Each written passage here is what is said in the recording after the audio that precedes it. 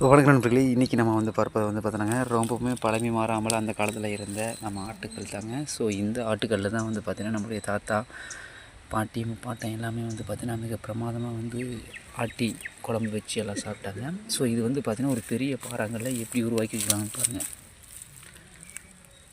பாருங்கள்.